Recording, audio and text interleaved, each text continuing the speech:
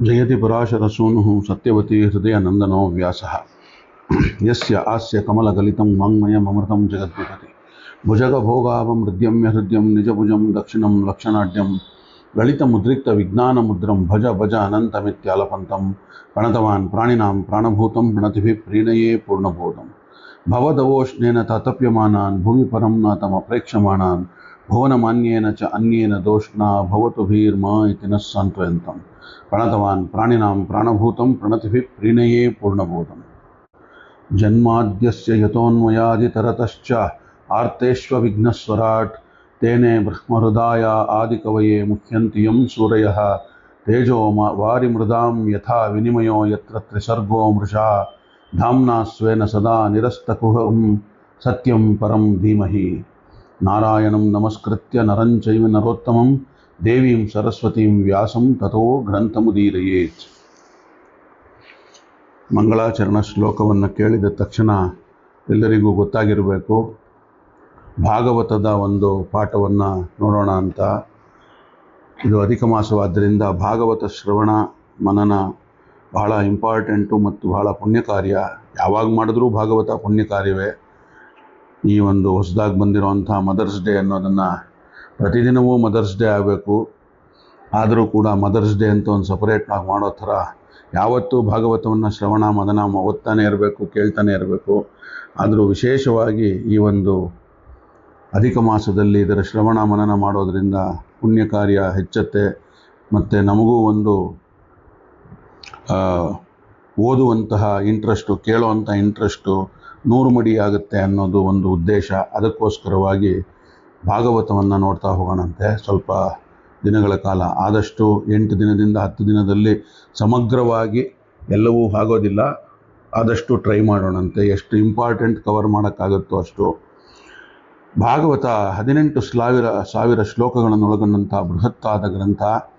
8 ದಿನ ಅಥವಾ 10 ದಿನದಲ್ಲಿ ಅದರ ಸಾರವನ್ನು ಸಂಗ್ರಹ ಮಾಡುವಂಥದ್ದು ಬೊಗಸೆಯಲ್ಲಿ ಕಡಲಿನ ನೀರನ್ನು ಹಿಡಿದಷ್ಟೇ ಸಾಹಸ ಆಗುತ್ತೆ. ಬೊಗಸೆಯಲ್ಲಿ ಕಡಲ ನೀರು ತುಂಬೋದಿಲ್ಲ ನಿಜ, ಆದರೆ ಬೊಗಸೆಯ ನೀರನ್ನು ರುಚಿ ಕಂಡಂಥವರು ಕಡಲ ನೀರ ಪರಿಯನ್ನು ಅರಿಯಬಲ್ಲರು ಅನ್ನೋದು ಒಂದು ಉದ್ದೇಶ. ಈ ನಿಟ್ಟಿನಲ್ಲಿ ಈ ಒಂದು ಸಪ್ತಾಹ ಅಥವಾ 10 ದಿನಗಳ ಒಂದು ಪಾಠಕ್ಕೆ ಸಾರ್ಥಕ್ಯವೂ ಉಂಟಾಗುತ್ತೆ. ಭಾಗವತ ಎಲ್ಲ ವಿಷಯಗಳಲ್ಲಿ ಇಲ್ಲಿ ಬಂದಿದೆ ಅಂತ ಹೇಳೋದು ಬರುತ್ತೆ ಅಥವಾ ಬಂದಿದೆ ಅಂತ ಹೇಳೋದಕ್ಕೆ ಸಾಧ್ಯ ಆಗೋದಿಲ್ಲ ನಮಗೆ. ಅಲ್ಲಿ ಇಲ್ಲಿ ಕೆಲವು ಮುಖ್ಯ ವಿಷಯಗಳನ್ನು ಆಯ್ಕೊಂಡು 7 ದಿನ ಅಥವಾ 10 ದಿನ ನಮ್ಮ ಯೋಗ್ಯತಾನುಸಾರ ಎಷ್ಟು ಸಾಧ್ಯವೋ ಅಷ್ಟನ್ನು ಸರಿ ಹೊಂದಿಸಿ ನೋಡುವಂಥ ಪ್ರಯತ್ನ. ವಿಷಯಗಳ ಆಯ್ಕೆ ಮಾಡುವಾಗ ಕತೆಗಿಂತಲೂ ಕಥೆಯ ಹಿಂದಿರುವ ಉದ್ದೇಶ ಇಂಪಾರ್ಟೆಂಟ್ ಆಗುತ್ತೆ. ಹಾಗಾಗಿ ಅದನ್ನು ನಾನು ಆಯ್ಕೊಂಡಿದ್ದೇನೆ. ಸಂದೇಶಕ್ಕಾಗಿ ಸಾತ್ವಿಕ ಪ್ರಮೇಯಕ್ಕೆ ಹೆಚ್ಚು ಒತ್ತು ನೀಡಲು ಪ್ರಯತ್ನ ಮಾಡ್ತಾ ಇರೋವಂಥದ್ದಿದು. ಭಾಗವತದ ಪ್ರವೇಶವೇ ಇಲ್ಲದ ಸಂಸ್ಕೃತದ ಮೂಲವನ್ನು ಅರಗಿಸಿಕೊಳ್ಳಲಾಗದೇ ಇರುವಂಥ ಜನಗಳಿಗೆ ಇದೊಂದು ಪ್ರವೇಶ, ಎಂಟ್ರಿ ಮಾತ್ರ. ಇದು 18 ಪುರಾಣಗಳಲ್ಲಿ 6 ಸಾತ್ವಿಕ ಪುರಾಣಗಳು. ಅಂಥ 6 ಪುರಾಣಗಳಲ್ಲಿ ಭಾಗವತ ಸರ್ವಶ್ರೇಷ್ಠ ಎನ್ನುವ ನಂಬಿಕೆ ಇದು. ಶಂಕರಾಚಾರ್ಯರ ಪರಂಪರೆಯ ಅತ್ಯಂತ ಪ್ರಾಚೀನ ಯತಿಗಳಾದಂಥ ಚಿತ್ಸುಖಾಚಾರ್ಯರು ಈ ಗ್ರಂಥಕ್ಕೆ ಭಾಷ್ಯ ಬರೆದಿದ್ದಾರೆ. ಅದು ಈಗ ಉಪಲಬ್ಧ ಇಲ್ಲದೇ ಇರೋದರಿದ್ದರೂ ಕೂಡ ಬೇರೆ ವ್ಯಾಖ್ಯಾನಕಾರರು ಅವರ ಭಾಷ್ಯವನ್ನು ಉಲ್ಲೇಖ ಮಾಡಿ ಟೀಕೆಗಳನ್ನು ಕೊಟ್ಟಿದ್ದಾರೆ. ಅನಂತರ ಬಂದ ಪ್ರಾಚೀನ ವ್ಯಾಖ್ಯಾನ ಕಾಲದಲ್ಲಿ ಶ್ರೀಧರ ಸ್ವಾಮಿ ಇದಕ್ಕೆ ಬರೆದಂಥ ಟೀಕೆ ಅತ್ಯಂತ ಜನಪ್ರಿಯ ಆಗಿರುವಂಥದ್ದು. 13ನೇ ಶತಮಾನದಲ್ಲಿ ಆಚಾರ್ಯ ಮಧ್ವರು ಇದಕ್ಕೆ ಭಾಷ್ಯ ಬರೆದು ಪುರಾಣ ಪ್ರಸಿದ್ಧದಲ್ಲಿ ಒಂದು ಮಹತ್ವದ ಕ್ರಾಂತಿಯನ್ನೇ ಉಂಟು ಮಾಡಿದಂಥ ಗ್ರಂಥ ಇದು. ಆ ತನಕ ಯಾವ ಮತಸ್ಥಾಪಕಾಚಾರ್ಯರೂ ಕೂಡ ಪುರಾಣಗಳಿಗೆ ಕೈ ಹಾಕಿದ್ದಿಲ್ಲ.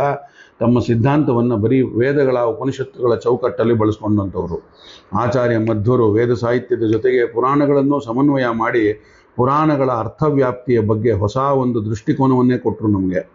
ವೈದಿಕ ಗ್ರಂಥಗಳ ನಿಜವಾದ ಸಮನ್ವಯಾಚಾರ್ಯರಿಗೆ ಆಗಿ ಮೆರೆದಿರುವವರು. ಭಾಗವತಕ್ಕೆ ವ್ಯಾಖ್ಯಾನ ಬರೆದ ಇನ್ನೊಬ್ಬ ಆಚಾರ್ಯರೆಂದರೆ ವಲ್ಲಭಾಚಾರ್ಯರು. ಇವರು ಒಂದು ಮತದ ಪ್ರವರ್ತಕರಾಗಿ ಉತ್ತರ ದೇಶದಲ್ಲಿ ಬಹಳಷ್ಟು ಅನುಯಾಯಿಗಳು ಬಂದಿದ್ದಾರೆ. ಇವರು ಭಾಗವತಕ್ಕೆ ಅತ್ಯಂತ ವಿಸ್ತಾರವಾದ ವ್ಯಾಖ್ಯಾನವನ್ನು ಕೊಟ್ಟಿದ್ದಾರೆ. ಶ್ರೀ ವೈಷ್ಣವ ಸಂಪ್ರದಾಯದಂಥ ವೀರರಾಘವಾಚಾರ್ಯ ಇನ್ನೊಬ್ಬ ವ್ಯಾಖ್ಯಾನಕಾರ ಇದಕ್ಕೆ.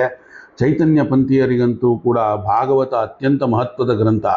ಜೀವ ಗೋಸ್ವಾಮಿ, ವಿಶ್ವನಾಥ ಸೂರಿ, ಸುದರ್ಶನ ಸೂರಿ ಇವರೆಲ್ಲ ಚೈತನ್ಯರ ಭಕ್ತಿ ಮಾರ್ಗದ ಬೆಳಕಿನಲ್ಲಿ ಬಂದಂಥವರು. ಭಾಗವತಕ್ಕೆ ಸುಂದರವಾದಂಥ ವ್ಯಾಖ್ಯಾನವನ್ನು ಬರೆದಿದ್ದಾರೆ.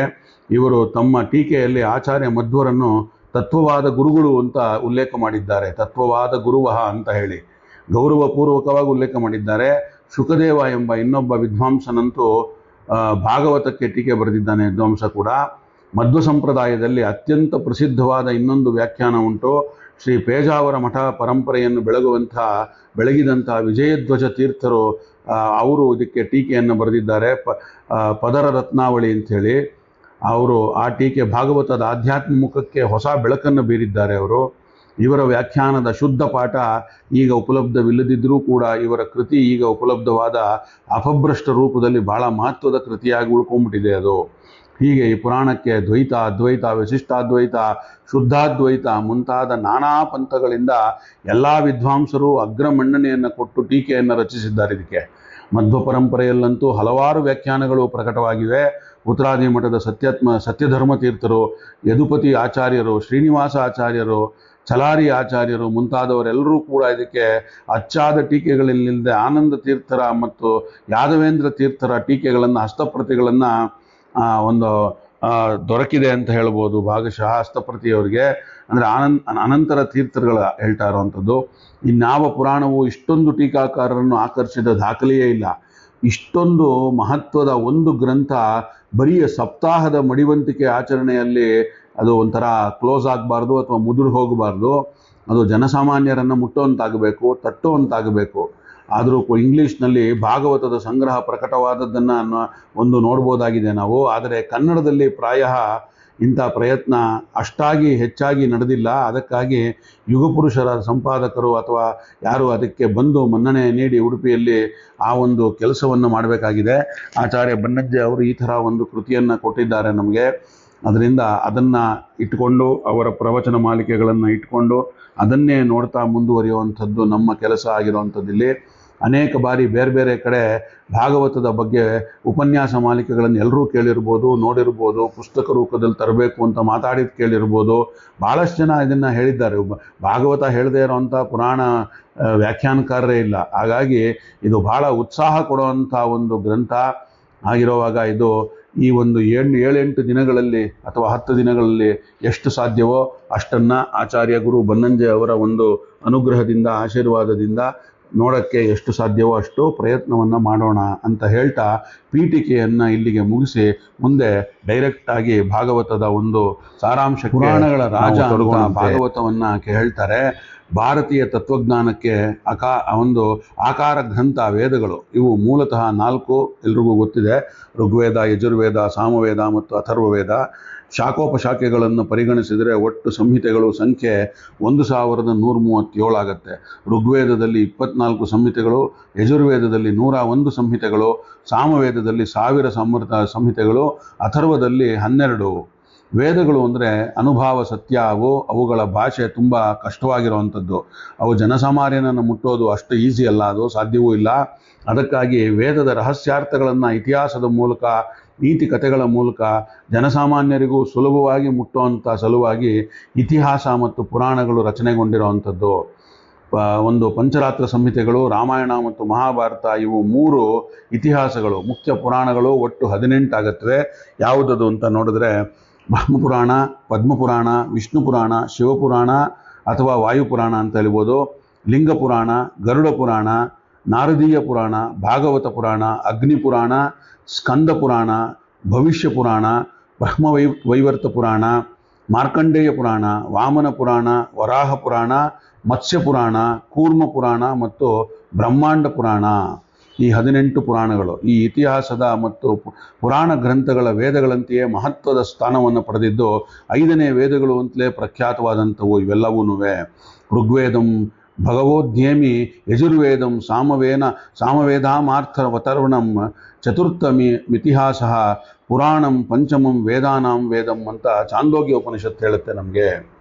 ಇನ್ನು ಇತಿಹಾಸ ಪುರಾಣಗಳ ಸಹಾಯದಿಂದಲೇ ವೇದ ಮಂತ್ರಗಳಿಗೆ ಅರ್ಥ ಹಚ್ಚಬೇಕು ಹೋಗ್ಬೇಕು ನಾವು. ಅದಿಲ್ಲದೆ ಇದ್ದರೆ ಸಾಧ್ಯವೇ ಆಗೋದಿಲ್ಲ. ಇಲ್ಲದೇ ಇದ್ದರೆ ಅಪಾರ್ಥವಾಗಿಬಿಡುತ್ತೆ ಅಥವಾ ಅನರ್ಥವೂ ಆಗಿಬಿಡುತ್ತೆ. ಇತಿಹಾಸ ಪುರಾಣಾಭ್ಯಾಂ ವೇದೆ ಸಮೂಹಬೃಂದ ಬ್ರಹ್ಮಯೇತ್ ಅಂತ ಹೇಳಿ ಸುಮಾರು 5000 ವರ್ಷಗಳ ಹಿಂದೆ ದ್ವಾಪರದ ಕೊನೆಯಲ್ಲಿ ವೇದಗಳನ್ನು ವಿಂಗಡಿಸಿ ಬೆಳಕಿಗೆ ತಂದ ಮಹರ್ಷಿ ಶ್ರೀ ವೇದವ್ಯಾಸ ಮುನಿಗಳು ಅವುಗಳ ಅರ್ಥವನ್ನು ತಿಳಿಯಾಗಿ ವಿವರಿಸಲು 18 ಪುರಾಣಗಳನ್ನು ರಚನೆ ಮಾಡಿಕೊಟ್ರು ನಮಗೆ. ಇದು ಭಾರತೀಯರ ನಂಬಿಕೆ, ಇದು ನಿಜವೂ ಹೌದು. ಹಾಗೇನೆ ಈ ಪುರಾಣಗಳಲ್ಲೂ ಹೆಚ್ಚು ಪ್ರಸಿದ್ಧವಾದದ್ದು ಭಾಗವತ. ಭಾಗವತದಷ್ಟು ಬಳಕೆಯಲ್ಲಿರುವ ಪುರಾಣ ಇನ್ನೊಂದು ಇಲ್ಲವೇ ಇಲ್ಲ ಅಂತ ನಮಗೆಲ್ರಿಗೂ ಗೊತ್ತಿರೋ ಅಂಥದ್ದು. ಭಾಗವತಕ್ಕೆ ಇರುವಷ್ಟು ವ್ಯಾಖ್ಯಾನ ಟಿಪ್ಪಣಿಗಳು ಇನ್ನೊಂದು ಕಡೆ ಸಿಕ್ಕೋಕ್ಕೆ ಇಲ್ಲ ಪುರಾಣಗಳಲ್ಲಿ. ಇದನ್ನು ಒಂದು ದೃಷ್ಟಿಯಿಂದ ಪುರಾಣಗಳ ರಾಜ ಅಂತ ಕರಿಬೋದು ಬೇಕಾದರೆ. ಹೀಗಾಗಿ ಇತಿಹಾಸ ಗ್ರಂಥಗಳಲ್ಲಿ ಮಹಾಭಾರತ ಸರ್ವಶ್ರೇಷ್ಠ, ಪುರಾಣ ಗ್ರಂಥಗಳಲ್ಲಿ ಭಾಗವತ ಸರ್ವಶ್ರೇಷ್ಠ. ಇಲ್ಲಿ ಗಮನಿಸಬೇಕಾದ ಒಂದು ಮಾತೇನಪ್ಪ ಅಂದರೆ, ಇತಿಹಾಸ ಪುರಾಣವಲ್ಲ, ಪುರಾಣ ಇತಿಹಾಸವಲ್ಲ. ಪುರಾಣದಲ್ಲಿ ಕೆಲವು ಐತಿಹಾಸಿಕ ಅಂಶಗಳು ಬಂದರೂ ಅವು ಪೂರ್ತಿಯಾಗಿ ಇತಿಹಾಸದ ದಾಖಲೆಗಳಿಲ್ಲ, ಅಲ್ಲಿ ಇರೋದಿಲ್ಲ ಅಲ್ಲಿ. ಹಾಗಾಗಿ ಪುರಾಣದಲ್ಲಿ ಬರುವಂಥ ಕಥೆಗಳಿಗಿಂತಲೂ ಅದರ ಹಿಂದೆ ಇರುವ ಸಂದೇಶ ನಮಗೆ ಮುಖ್ಯವಾಗುತ್ತೆ. ಒಂದು ತತ್ವದ ಸಂದೇಶಕ್ಕಾಗಿ ಒಂದು ಕತೆ ಹೊರತು ಅದನ್ನು ವಾಸ್ತವವಾಗಿ ಅದನ್ನೇ ಡೈರೆಕ್ಟಾಗಿ ತಗೊಂಡು ನಡೆದ ಘಟನೆ ಅಂತ ತಿಳಿಯೋಬೇಕಾಗಿಲ್ಲ ನಾವು. ಈ ಎಚ್ಚರ ಇಲ್ಲದೆ ಇದ್ದರೆ ಪುರಾಣಗಳು ಒಂಥರ ಏನಾಗುತ್ತೆ ನಮಗೆ ಅಂದರೆ ಅಡಗುಲಜ್ಜಿ ಕತೆ, ಕಾಗಪ್ಪ ಗುಬ್ಬಕ್ಕನ ಕತೆ ಆಗಿಬಿಡುತ್ತೆ. ನಮಗೆ ವಿರೋಧಾಭಾಸಗಳಾಗತ್ತೆ, ಕಂತೆಗಳಾಗಿ ಕಾಣುತ್ತವೆ, ನಮ್ಮನ್ನು ಗೊಂದಲಗಿಳಿಸ್ಬಿಡುತ್ತವೆ. ಹಾಗಾಗಿ ಪುರಾತನವೇ ಪುರಾಣ. ಇನ್ನೊಂದು ಬಗೆಯಿಂದಲೂ ಇದರ ಒಂದು ನಿರ್ವಚನ ಮಾಡೋದುಂಟು. ಪುರಾಪಿ ನವಂ ಪುರಾಣಂ ಅಂತ. ಅಂದರೆ ಪುರಾಣ ಅಂದರೆ ಹಿಂದಿಂದ ಯಾವುದೋ ಅಲ್ಲ, ಅದು ಯಾವತ್ತಿಗೂ ಹೊಸದಾಗಿರೋದಕ್ಕೆ ಅದನ್ನು ಪುರಾಣ ಅಂತ ಹೇಳೋದು. ಅದು ಹಿಂದಿಯೂ ಹೊಸದು, ಇಂದೂ ಹೊಸದು, ಅದು ಎಂದೆಂದಿಗೂ ಹೊಸದಾಗೇ ಕಾಣುತ್ತೆ. ಯಾವುದು ಅತ್ಯಂತ ಪುರಾತನವಾದ ಆದರೂ ನಿತ್ಯ ನೂತನವಾದ ಜೀವನ ಮೌಲ್ಯಗಳನ್ನು ಇಹಪರಗಳಿಗೆ ಸಂದೇಶವಾಗಿ ಕೊಡುತ್ತವೋ ಅದನ್ನು ಪುರಾಣ ಅಂತ ಕರೀಬೇಕು. ಇಲ್ಲಿ ಬರುವಂಥ ಕಥೆಗಳು ಐತಿಹಾಸಿಕ ಇರಬಹುದು, ಇಲ್ಲದೇ ಇರ್ಬೋದು, ಇಟ್ ಡಸಂಟ್ ಮ್ಯಾಟರ್, ನಮಗೆ ಬೇಕಾಗಿಲ್ಲ ಅದು. ಆದರೆ ಇದು ನಮ್ಮ ಕಥೆಯ ಹಿಂದಿರುವ ನೈತಿಕ ಸಂದೇಶ ಮಾತ್ರ ನಮಗೆ ಭಾಳ ಮುಖ್ಯವಾಗುತ್ತೆ. ಈ ನಿಟ್ಟಿನಲ್ಲಿ ಭಾಗವತ ಅತ್ಯಂತ ಮಹತ್ವದ ಪುರಾಣ ಆಗಿದೆ. ಜೊತೆಗೆ ಶ್ರೀ ಕೃಷ್ಣಾವತಾರದ ಕಥೆಯನ್ನು ಮುಖ್ಯವಾಗಿ ಇಲ್ಲಿ ವಿಸ್ತಾರವಾಗಿ ಬಣ್ಣಿಸಿರುವ ಪುರಾಣ ಎನ್ನುವುದರಿಂದ ಈ ಪುರಾಣಕ್ಕೆ ಒಂದು ಬಗೆಯ ಐತಿಹಾಸಿಕ ಮಹತ್ವವೂ ಸೇರಿಬಿಟ್ಟಿದೆ ಭಾಗವತಕ್ಕೆ. ಬೇರೆ ಪುರಾಣಗಳಲ್ಲಿ ಈ ಥರದ್ದಿಲ್ಲ ಐತಿಹಾಸಿಕ ಮಹತ್ವ.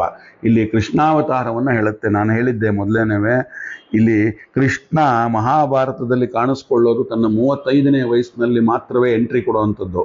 ಅದು ಯಾವಾಗ ದ್ರೌಪದಿಯ ಸ್ವಯಂವರ ನಡೆಯುವಂಥ ಸಂದರ್ಭದಲ್ಲಿ ಅರಗಿನ ಮನೆ ಸುಟ್ಟಾದ ಮೇಲೆ ಎಲ್ಲರೂ ಬ್ರಾಹ್ಮಣ ವೇಷಧಾರಿಗಳಾಗಿ ಪಾಂಡವರು ಬಂದಾಗ ಅಲ್ಲಿ ಕೃಷ್ಣ ಕೂತಿರ್ತಾನೆ. ಅದೇ ಕೃಷ್ಣನ ಮೊದಲನೇ ಎಂಟ್ರಿ ಮಹಾಭಾರತದ ಮುಖಾಂತರ, ಮಹಾಭಾರತದ ಗ್ರಂಥದಲ್ಲಿ. ಆದರೆ ಆ 35 ವರ್ಷ ಏನು ಮಾಡ್ದ, ಎಲ್ಲಿದ್ದ, ಅದನ್ನು ಭಾಗವತ ಹೇಳುತ್ತೆ ನಮಗೆ. ಭಾಗವತದ ಹಿರಿಮೆಯನ್ನು ಇತರ ಪುರಾಣಗಳೇ ಮುಕ್ತ ಕಂಠದಿಂದ ಹೊಗಳಿವೆ. ಪದ್ಮಪುರಾಣ ಏನು ಹೇಳುತ್ತಪ್ಪ ಅಂದರೆ, ಪುರಾಣೇಶು ತು ಸರ್ವೇಷು ಶ್ರೀಮದ್ ಭಾಗವತಂ ಪರಂ ಯತ್ರ ಪ್ರತಿಪದಂ ಕೃಷ್ಣೋ ಗೀತೆಯೇ ಬಹುರ್ದರ್ಶಿಭಿ ಅಂತ ಹೇಳುತ್ತೆ. ಎಲ್ಲ ಪುರಾಣಗಳಲ್ಲೂ ಶ್ರೀಮದ್ ಭಾಗವತವೇ ಶ್ರೇಷ್ಠವಾದ ಪುರಾಣ. ಯಾಕೆ ಅಂದರೆ ಇಲ್ಲಿ ಋಷಿಗಳು ನುಡಿಯಲಿಲ್ಲ, ಶ್ರೀಕೃಷ್ಣನ ಮಹಿಮೆಯನ್ನು, ಋಷಿಗಳು ನುಡಿದಿದ್ದೆಲ್ಲ ಶ್ರೀಕೃಷ್ಣನ ಮಹಿಮೆಯನ್ನೇ ಬಣ್ಣಿಸ್ತಾ ಇದ್ದಾರೆ. ಎಲ್ಲರ ನುಡಿಯಲ್ಲೂ ಅದೇ ಬಂದಿದೆ. ಸೃಷ್ಟಿ ಸಂಹಾರಗಳ ಕಥೆ ಇದೆ, ಮನ್ವಂತರಗಳ ಕಥೆ ಇದೆ, ರಾಜರ್ಷಿಗಳ ಕಥೆ ಇದೆ, ವಂಶಾವಳಿಯ ಕಥೆ ಇದೆ. ಇವೆಲ್ಲವೂ ನಾವು ಬೇರೆ ಪುರಾಣಗಳಲ್ಲೂ ಕಾಣಬಹುದು. ಆದರೂ ಕೂಡ ಭಾಗವತದಲ್ಲಿ ಇವೆಲ್ಲ ನೋಡಿದ್ರೆ ಇದು ವಿಶಿಷ್ಟವಾಗಿದೆ. ಆದರೆ ಇವು ಭಾಗವತದ ಹೆಗ್ಗಳಿಕೆಯೋ ವೈಶಿಷ್ಟ್ಯವೋ ಅಲ್ಲ. ಅದು ಇನ್ನೆಲ್ಲೂ ಕಾಣದ ಬಗೆಯಲ್ಲಿ ಶ್ರೀಕೃಷ್ಣನ ಮಹಿಮೆ ಇಲ್ಲಿ ಬಿತ್ತರಗೊಂಡಿರೋ ಅಂಥದ್ದು ಭಾಗವತದ ವೈಶಿಷ್ಟ್ಯ ಅನ್ನತ್ತೆ ಪದ್ಮಪುರಾಣ. ಪದ್ಮಪುರಾಣ ಹಲವು ಅಧ್ಯಾಯಗಳಲ್ಲಿ ಭಾಗವತ ಮಹಾತ್ಮ್ಯವನ್ನು ಸಾರ್ತಾ ಇರುತ್ತೆ. ಆದರೆ ಕೆಲವು ಮಾತುಗಳು ತುಂಬ ಒಂದು ಮನನೀಯವಾದಂಥವು. ಇನ್ನೊಂದು ನೋಡಿ ಏನು ಹೇಳುತ್ತೆ ಅಂದರೆ, ಕಾಲವ್ಯಾಳ ಮುಖಾಲೀಡ ಜಗತ್ ತ್ರಾಣವಿಧಾಯಕಂ ಶ್ರೀಮದ್ ಭಾಗವತಂ ಶಾಸ್ತ್ರಂ ಕಲವು ಕೀರಣೆ ಭಾಷಿತಂ ಅಂತ. ಸಾವು ಎಂಬ ಹಾವು ಬಾಯಿ ತೆರೆದು ನಿಂತಿದೆಯಪ್ಪ, ಜಗತ್ತಿನ ಎಲ್ಲ ಜೀವಜಾತಗಳು ಅಸಹಾಯಕವಾಗಿ ಅದರ ಬಾಯೊಳಗೆ ಸಾಕ್ತಾ ಇವೆ. ಈ ಹಾವಿನಿಂದ ಪಾರಾಗುವ ಉಪಾಯ ಉಂಟೆ ಅಂತ ಕೇಳಿದ್ರೆ ಉಂಟು ಅಂತ ಹೇಳ್ತಾರೆ. ಶುಕಮುನಿ ನುಡಿದಂಥ ಶ್ರೀಮದ್ ಭಾಗವತವೇ ಅಂಥ ದಿವ್ಯ ಔಷಧ. ಜ್ಞಾನ ಭಕ್ತಿಗಳು ವಿರಳವಾದ ಕಲಿಯುಗದಲ್ಲಂತೂ ಇದು ತೀರಾ ಅವಶ್ಯವಾದಂಥ ದಾರಿದೀಪ ಆಗಿದೆ. ಅದಕ್ಕೆಂದೇ ಕಲಿಯುಗದ ಆರಂಭದಲ್ಲೇ ಶುಕಮುನಿಯಿಂದ ಪರೀಕ್ಷಿತ್ ರಾಜನಿಗೆ ಈ ಶಾಸ್ತ್ರ ಗ್ರಂಥದ ಉಪದೇಶವಾಯಿತು. ಅದರಿಂದ ಏತಸ್ಮಾದ ಪರಂ ಕಿಂಚಿನ್ ಮನಃ ಶುದ್ಧಿಕರಂ ನಹಿ ಸಪ್ತಾಹೇನ ಶ್ರುತಂ ಚೈತತ್ ಸರ್ವಥಾ ಮುಕ್ತಿದಾಯಕಂ ಅಂತ. ಮನಸ್ಸು ಶುದ್ಧವಾಗಿದ್ದರೆ ಎಲ್ಲವೂ ಶುದ್ಧ. ಮನಸ್ಸು ಮಲಿನವಾದರೆ ಮೈ ತೊಳೆದು ಏನು ಉಪಯೋಗ ಇಲ್ಲಪ್ಪ. ಮಡಿ ಅಂತ ಅಡಿಗೆ ಹಾರಿದ್ರೆ ಪ್ರಯೋಜನ ಇಲ್ಲ. ನೀರಿನಲ್ಲಿ ಮುಳುಗಿ ಮುಂದಿರೇನು ಉಪಯೋಗ. ಹಾಗಾಗಿ ಜಪವ ಮಾಡಿದರೇನು ತಪವ ಮಾಡಿದರೇನು ವಿಪರೀತ ಕಪಟ ಗುಣ ಕಲುಷವಿದ್ದವರು ಅಂತ ಪುರಂದರದಾಸರು ಹೇಳ್ತಾರೆ. ಎಲ್ಲ ಜಪ ತಪ ಏನನ್ನು ಮಾಡಿದರೂ ಏನು ಉಪಯೋಗ ಇಲ್ಲ. ಸಾಧಕನಾದವನಿಗೆ ಮೊದಲು ಬೇಕಾದದ್ದು ಮನಃಶುದ್ಧಿ. ಮನಸ್ಸನ್ನು ತೊಳೆಯೋ ಅಂಥ ಬಗೆ ಯಾವುದಪ್ಪ ಅದು ಅಂದರೆ, ಯಾವ ಸೋಪಿನಿಂದ ಮನಸ್ಸನ್ನು ತೊಳಿಬೇಕು, ಮನಸ್ಸನ್ನು ತೊಳೆದು ಶುದ್ಧ ಮಾಡಬೇಕೋ ಭಾಗವತ ಬಿಟ್ಟು ಇನ್ನೊಂದು ಸಾಧನವೇ ಇಲ್ಲ ಅದಕ್ಕೆ ಅಂತ ಪದ್ಮಪುರಾಣ ಹೇಳುತ್ತೆ. 1 ವಾರ ಅಥವಾ 8 ದಿನ ಅಥವಾ 10 ದಿನ ಅನನ್ಯ ಶ್ರದ್ಧೆಯಿಂದ ಇದನ್ನೆಲ್ಲ ನಾವು ಎಷ್ಟು ಸಾಧ್ಯವೋ ಅಷ್ಟು ಶುರು ಮಾಡೋಣಂತೆ. ಕೇಳಿದ್ರೆ ಸಾಕು, ಮನಸ್ಸಿನ ಪರಿಶುದ್ಧವಾಗಿ ಭಗವಂತನ ಚಿಂತನೆಗೆ ತೊಡಗುತ್ತೆ, ಬಿಡುಗಡೆ ದಾರಿಯನ್ನು ತೋರಿಸಿಬಿಡುತ್ತೆ. ಈ ಮಾತನ್ನು ಸಮರ್ಥನೆ ಮಾಡಲು ಪದ್ಮಪುರಾಣ ಒಂದು ರೋಚಕವಾದ ಕಥೆಯನ್ನು ನಮ್ಮ ಮುಂದೆ ಇಡುತ್ತೆ. ಏನದು ಕತೆ? ಒಮ್ಮೆ ನಾರದ ಮಹರ್ಷಿಗಳು ಭಾರತದೆಲ್ಲೆಡೆ ಪುಣ್ಯಕ್ಷೇತ್ರಗಳ ಸಂಚಾರ ಮಾಡಿ ಪುಷ್ಕರ, ಪ್ರಯಾಗ, ಕಾಶಿ, ಗೋದಾವರಿ, ಹರಿದ್ವಾರ, ಕುರುಕ್ಷೇತ್ರ ಎಲ್ಲ ಕಡೆಯೂ ಶ್ರೀರಂಗ, ಸೇತುಬಂಧ ಇತ್ಯಾದಿ ಕಡೆಗಳಿಗೆಲ್ಲ ಹೋಗಿ ಎಲ್ಲಿಯೂ ಮನಸ್ಸಿಗೆ ನೆಮ್ಮದಿ ಸಿಗೋದಿಲ್ಲ. ಅವರಿಗೆ ಕಾಲ ಕೆಟ್ಟಿತು, ಪುಣ್ಯತೀರ್ಥಗಳು ಪುಣ್ಯಕ್ಷೇತ್ರಗಳು ತಮ್ಮ ಸತ್ವವನ್ನು ಕಳೆದುಕೊಂಡ್ಬಿಟ್ಟಿವೆ ಅಂದ್ಕೊಂಡು ಅವ್ರು ಹೇಳ್ತಾರೆ, ಕಾಲೀನ ಧರ್ಮ ಮಿತ್ರೇಣ ಧರೇಯಂ ಬಾಧಿತಾನುದುನಃ ಸತ್ಯಂ ಶೌಚಂ ದಯಾ ದಾನಂ ನಾಸ್ತಿ ಕುತ್ರಾಪಿ ಭೂತಳೆ ಅಂತ ಹೇಳ್ತಾರೆ. ಕಲಿಯುಗದ ಪ್ರಭಾವ ಈ ನೆಲದ ಮೇಲೆ ಗಾಢವಾಗಿ ನೆಲೆ ಬಿಟ್ಟುಬಿಟ್ಟಿದೆ. ಕಲಿಗೂ ಅಧರ್ಮಕ್ಕೂ ಗಳಸ್ಯ ಕಂಠಸ್ಯ ಆಗಿಬಿಟ್ಟಿದೆ. ಹಾಗಾಗಿ ಎಲ್ಲೆಡೆಯೂ ಕೂಡ ಅಧರ್ಮದ್ದೇ ಕೈವಾಡ, ಅಧರ್ಮದ್ದೇ ಮೇಲುಗೈ. ಇಲ್ಲಿ ಎಲ್ಲೆಡೆಯೂ ಸುಳ್ಳಿಗೆ ಮೊದಲ ಮಣೆ. ಸತ್ಯ ಹೇಳೋವರೆಗೆ ಬೆಲೆನೇ ಇಲ್ಲ. ಶೌಚ, ನೈರ್ಮಲ್ಯ ಅಥವಾ ಅಂತರಂಗ ಬಹಿರಂಗ ಶುದ್ಧಿ ಕಾಣೆ ಆಗಿಬಿಟ್ಟಿದೆ. ಇನ್ನೊಬ್ಬರನ್ನು ತುಳಿದು ಬದುಕೋದೆ ನೀತಿ ಆಗಿಬಿಟ್ಟಿದೆ. ಈ ಕಾಲದಲ್ಲಿ ಯಾರ ಮೇಲೆ ಯಾರಿಗೆ ದಯೆ ಇಲ್ಲ. ಎಲ್ಲವೂ ಕೂಡ ತನಗೆ ಬರಲಿ ಅನ್ನೋ ದೋಚೋ ಅಂಥ ಬುದ್ಧಿನೇ ಎಲ್ರಿಗೂ ಇದೆ. ಇಲ್ಲಿ ದಾನ ಬುದ್ಧಿ ಎಲ್ಲಿಂದ ಬರಬೇಕು ಅಂತ ಹೇಳಿ ಅಟ್ಟಶೂಲ ಜನಪದಾಹ ಶಿವಮೂಲ ದ್ವಿಜಾತಯ ಕಾಮ್ಯಾನಃ ಕೇಶ ಶೂಲಿನ್ಯೋ ದೃಶ್ಯಂತೆ ಭುವಿ ಸರ್ವತಃ ಅಂತ ಹೇಳ್ತಾರೆ. ಈ ಯುಗದ ಪ್ರವೃತ್ತಿ ಎಂಥ ವಿಚಿತ್ರ ಅಂದರೆ, ಜನರೆಲ್ಲ ಅನ್ನ ಮಾರಿ ಬದುಕ್ತಾ ಇದ್ದಾರೆ. ವಿದ್ವಾಂಸರು ವೇದ ವಿದ್ಯೆಯನ್ನು ಮಾರಿ ಬದುಕ್ತಾ ಇದ್ದಾರಲ್ಲಪ್ಪ. ಹೆಣ್ಣು ಮಕ್ಕಳು ತಮ್ಮ ಮೈ ಮಾರ್ಕೊಂಡು ಬದುಕ್ತಾ ಇದ್ದಾರೆ. ಎಲ್ಲಿ ಹೋದರೂ ಇದೇ ದೃಶ್ಯ ಆಗಿಬಿಟ್ಟಿದೆ ಅಂತ ಬಹಳ ನೊಂದುಕೊಂತಾರೆ ಈ ನಾರದ ಮಹರ್ಷಿಗಳು. ಅಲ್ಲಿಂದ ಮುಂದೆ ಬರ್ತಾ ಇದ್ದಾಗ ಅವರಿಗೆ ಒಂದು ದೃಶ್ಯ ಕಣ್ಣಿಗೆ ಬೀಳುತ್ತೆ. ಅದೇನು ದೃಶ್ಯ ಅಂತ ನೋಡ್ತಾ ಹೋಗೋಣಂತೀಗ. ಹೀಗೆ ಎಲ್ಲ ಕಡೆನೂ ನೋಡಬಾರದ ದೃಶ್ಯಗಳನ್ನು ನೋಡ್ತಾ ನಿರಾಶರಾದ ನಾರದರು ಯಮುನಾ ತೀರಕ್ಕೆ ಬರ್ತಾರೆ. ಅಲ್ಲಿ ಒಂದು ವಿಚಿತ್ರವಾದ ಘಟನೆ ನಡೆಯುತ್ತೆ ಅವರಿಗೆ. ಒಬ್ಬಳು ತರುಣಿ ಕೂತಿರ್ತಾಳೆ ಅಳುತ್ತಾ ದಡದಲ್ಲಿ. 2 ಮುದುಕರು ಎಚ್ಚರ ತಪ್ಪಿ ಬಿದ್ದುಕೊಂಡಿದ್ದಾರೆ. ನಾರದರು ವಿಸ್ಮಯದಿಂದ ವಿಚಾರಿಸ್ತಾರೆ, ಯಾರಮ್ಮ ನೀನು? ಈ ಮುದುಕರಿಬ್ಬರು ಯಾರು? ಯಾಕಾಗಿ ಅಳ್ತಾ ಇದ್ದೀಯಾ ಅಂತ ಕೇಳ್ತಾರೆ. ಆಗ ತರುಣಿ ಹೇಳ್ತಾಳೆ, ನಾನು ಭಕ್ತಿ ಅಂತ ಹೆಸರು ನಂದು. ಈ ಮುದುಕರು ಇಬ್ಬರೂ ಕೂಡ ನನ್ನ ಮಕ್ಕಳು, ಜ್ಞಾನ ಮತ್ತು ವೈರಾಗ್ಯ ಅಂತ. ಕಲಿಗಾಲದ ಪ್ರಭಾವದಿಂದ ಅವರಿಗೆ ಮುಪ್ಪು ಬಂದುಬಿಟ್ಟಿದೆಯಪ್ಪ. ಉತ್ಪನ್ನ ದ್ರವಿಡೆ ಜಾಹಂ ಕರ್ನಾಟೆ ವೃದ್ಧಿಮಾಗತ ಸ್ಥಿತ ಕಿಂಚಿನ್ ಮಹಾರಾಷ್ಟ್ರೆ ಗುರ್ಜರೆ ಜೀರ್ಣಾತಾಂಗತ ಅಂತ ಹೇಳ್ತಾಳೆ. ಅಂದರೆ ನಾನು ಮೊದಲು ದ್ರಾವಿಡ ದೇಶದಲ್ಲಿ ಹುಟ್ಟಿದೆ, ಕರ್ನಾಟಕದಲ್ಲಿ ಬೆಳೆದೆ, ಮಹಾರಾಷ್ಟ್ರದಲ್ಲಿ ಸ್ವಲ್ಪ ಮಟ್ಟಿಗೆ ಪುರಸ್ಕಾರ ಸಿಕ್ಕಿತು. ಅದು ಮುಂದೆ ಗುಜರಾತಿನಲ್ಲಿ ಪೂರ್ಣವಾಗಿ ಜೀರ್ಣಲಾಗೋಗ್ಬಿಟ್ಟೆ ನಾನು.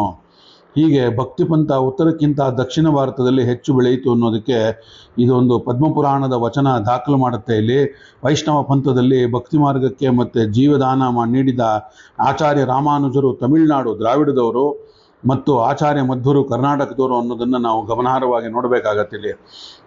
ಆ ಭಕ್ತಿ ಅನ್ನೋ ಮಹಿಳೆ ನಾರದರ ಬಳಿ ತನ್ನ ಕಥೆಯನ್ನು ಹೇಳ್ತಾ ಮುಂದುವರಿಸ್ತಾಳೆ. ನನ್ನ ಮಕ್ಕಳಂತೆ ನಾನು ತೀರಾ ಮುದುಕಿಯಾಗಿದ್ನಪ್ಪ. ಆದರೆ ಶ್ರೀಕೃಷ್ಣನ ಒಂದು ಆಡಂಬೋಲವಾದಂಥ ವೃಂದಾವನಕ್ಕೆ ಕಾಲಿಟ್ಟೆ ನಾನು. ಅಲ್ಲಿ ಕಾಲಿಟ್ಟೊಡನೆಯೇ ನಾನು ತರುಣಿಯಾಗಿಬಿಟ್ಟೆ.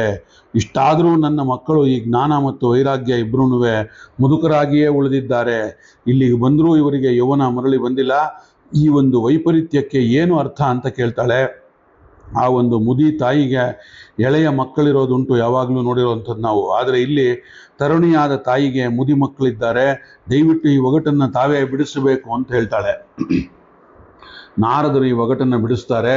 ತರುಣಿ, ನೋಡಮ್ಮ, ಇದು ಕಲಿಯುಗ. ಇಲ್ಲಿ ನಿಮ್ಮನ್ನು ಕೇಳೋ ಅಂಥವರಿಲ್ಲ. ಅದರಿಂದ ಮುಪ್ಪು ಸಹಜವಾಗಿಯೇ ಬಂದಿದೆ. ವೃಂದಾವನ ಕೃಷ್ಣ ನಡೆದಾಡಿದ ಪುಣ್ಯಭೂಮಿ. ಅದರಿಂದ ಇಲ್ಲಿಗೆ ಬಂದಾಗ ನಿನಗೇನೋ ತಾರುಣ್ಯ ಬಂದುಬಿಡ್ತು. ಆದರೆ ಜ್ಞಾನ ವೈರಾಗ್ಯಗಳಿಗೆ ಬರಲಿಲ್ಲ. ಬದುಕು ಒಂಥರ ನಿಸ್ಸಾರವಾಗಿದೆ. ಧರ್ಮ ತನ್ನ ಸತ್ವವನ್ನು ಕಳ್ಕೊಂಡ್ಬಿಟ್ಟಿದೆ. ಆದರೂ ಭಗವನ್ನಾಮ ಸ್ಮರಣೆ ಒಂದು ತಾರಕವಾಗಿ ಉಳಿದಿದೆ ಇಲ್ಲಿ. ಯತ್ಫಲಂ ತಪಸಾ ನೈತಿ ನಾ ಯೋಗೇನ ಸಮಾಧಿನ ತತ್ಫಲಂ ಲಭತೆ ಧೀಮಾನ್ ಕಲವು ಕೇಶವ ಕೀರ್ತನಾಂ ಅಂತ ಹೇಳ್ತಾರೆ, ಕೀರ್ತನಾಥ್ ಅಂತ. ಅಂದರೆ ಕಠಿಣವಾದ ತಪಸ್ಸಿನಿಂದ, ಯೋಗ ಸಾಧನದಿಂದ, ಧ್ಯಾನದ ತನ್ಮಯತೆಯಿಂದ ಪಡೆಯಲಾಗದಂತಹ ಧನ್ಯತೆಯನ್ನು ಕಲಿಯುಗದಲ್ಲಿ ಬರಿಯ ನಾಮಸ್ಮರಣೆಯಿಂದ ಪಡೆಯಬಹುದು ಅಂತ ಹೇಳ್ತಾರೆ. ಕುಕರ್ಮ ಚರಣಾತ್ ಸಾರ ಸರ್ವತೋ ನಿರ್ಗತೋ ತುನ ಪದಾರ್ಥ ಸ್ತಂತಿಸ್ಥ ಭೂಮೌ ಬೀಜಹೀನಾಸ್ತುಷಾ ಯಥಾ ಅಂತ. ಎಲ್ಲಿ ನೋಡಿದ್ರು ನೇರವಾದ ನಡೆ ಇಲ್ಲ, ಮಾಡಬಾರದ್ದು ಮಾಡ್ತಾ ಇದ್ದಾರೆ ಎಲ್ರೂ. ಅದರಿಂದ ಬದುಕು ಸಾರವನ್ನು ಕಳ್ಕೊಂಡಿದೆ, ಅಂತಃಸತ್ವವನ್ನು ಕಳೆದುಕೊಂಡ್ಬಿಟ್ಟಿದೆ ಈ ಜಗತ್ತು. ಒಳಗಡೆ ಬೀಜವಿಲ್ಲದ ಹೊಟ್ಟು ಧಾನ್ಯದಂತೆ ನಿರ್ವೀರ್ಯವಾಗಿ ಬಿಟ್ಟಿದೆ. ಇದನ್ನು ಬಿತ್ತಿ ಪುಣ್ಯದ ಬೆಳೆ ಬೆಳೆಯೋ ಹಾಗಿಲ್ಲಮ್ಮ ಅಂತ ಹೇಳ್ತಾ ಮುಂದೆ ಹೇಳ್ತಾರೆ ನಾರದರು. ಅತ್ಯುಗ್ರ ಭೂರಿ ಕರ್ಮಣೋ ನಾಸ್ತಿಕ ಡಾಂಬಿಕಾ ಜನಾ ತಿಷ್ಟಂತಿ ಸರ್ವತೀರ್ಥೇಶು ತೀರ್ಥಸಾರಸ್ತಥೋಗತಃ ಅಂತ. ತೀರ್ಥಕ್ಷೇತ್ರಗಳಿಗೆ ಹೋಗಿ ಒಳಿತನ್ನ ಅರಸೋಣವೆ ಅಂತ ಕೇಳಿದ್ರೆ ಅದೂ ಸಾಧ್ಯವಿಲ್ಲ ಅಂತಾರೆ ನಾರದರು. ತೀರ್ಥಕ್ಷೇತ್ರಗಳಲ್ಲಿ ಇರುವ ಎಂಥ ಜನ ಇರೋವಂಥವ್ರು ತಾವು ದೇವರನ್ನು ನಂಬದೇ ಇದ್ದರೂ ದೇವರನ್ನು ನಂಬಿ ಬರುವ ಮುಗ್ಧ ಜನರನ್ನು ಶೋಷಣೆ ಮಾಡಿ ತಾವು ಬದುಕುವಂಥವರು. ಇವರ ದೌರ್ಜನ್ಯದಿಂದಾಗಿ ತೀರ್ಥಕ್ಷೇತ್ರಗಳು ನಮ್ಮ ಸಾರಸತ್ವವನ್ನು ಕಳ್ಕೊಂಡ್ಬಿಟ್ಟಿದೆ. ನಮಗೆಲ್ಲ ಈ ಅನುಭವ ಆಗಿರ್ಬೇಕು ಆಲ್ರೆಡಿ. ನಾವೆಲ್ಲ ಈ ತೀರ್ಥಕ್ಷೇತ್ರಗಳಿಗೆ ಹೋದಾಗ ನೀವು ನಂಜುಂಡೇಶ್ವರ, ನಂಜನಗೂಡೆ ತಗೊಳ್ಳಿ, ಅಥವಾ ಕಾಶಿನೇ ತಗೊಳ್ಳಿ, ಅಥವಾ ಮಂತ್ರಾಲಯಕ್ಕೆ ಹೋಗಿ, ಅಲ್ಲೆಲ್ಲ ಜನಗಳು ಬಂದು ನಿಮ್ಗೆ ಆ ದರ್ಶನ ಕೊಡಿಸ್ತೀವಿ ಮುಂದ್ಗಡೆ ಫ್ರಂಟಲ್ಲಿ ಅಂತೇಳಿ 200, 300, 500 ರೂಪಾಯಿಗಳನ್ನು ಕಿತ್ಕೊಂಡು ಹೋಗುವಂಥವ್ರೇನವೇ ಇರೋವಂಥವ್ರು. ಹಾಗಾಗಿ ಇದು ನಮಗೆ ಬಹಳವಾಗಿ ಚೆನ್ನಾಗಿ ಅನುಭವಕ್ಕೆ ಬಂದಿರುವಂಥ ವಿಚಾರಗಳಿದು. ಕಾಮಕ್ರೋಧ ಮಹಾಲೋಭ ತೃಷ್ಟ ವ್ಯಾಕುಲ ಚೇತಸಃ ಸಮಾರಂಭಂತೆ ಕರ್ಮಾಣಿ ಕರ್ಮಸಾರಸ್ಥೋಗತಃ ಅಂತ. ಸತ್ಕರ್ಮಗಳನ್ನು ಮಾಡಿ ಪುಣ್ಯ ಗಳಿಸೋಣವೆ ಅಂದರೆ ಅದೂ ಸಾಧ್ಯವಿಲ್ಲ ಅಂತಾರೆ ನಾರದರು. ಕರ್ಮಕ್ಕೆ ಕ್ರೋಧಕ್ಕೆ ಬಲಿಯಾದ ಜನ ಮಾಡಬಾರದ ಕೆಲಸವನ್ನು ಮಾಡ್ತಾ ಇದ್ದಾರೆ.